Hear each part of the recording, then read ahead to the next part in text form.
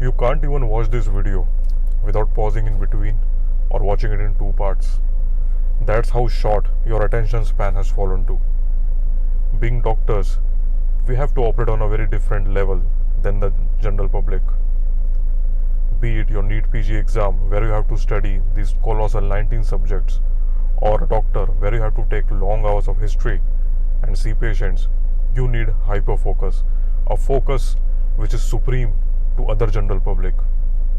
But watching short reels is just making you dumber and also lose that grip on your focus. Especially before your exams, you need to train your focus and regain it back. So how you wanna do that? This is one simple hack. This is a dumb phone. A dumb phone to make you smarter.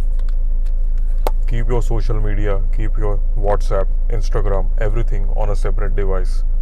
Use this just for calling. That's it. Whenever you study for 2 hours block, just keep this phone with you.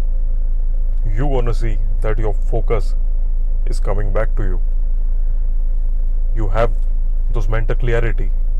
No more brain fog. No more watching reels while you're studying. There is no temptation. Just keep your smartphone, smart device far away. Only your dumb phone and you.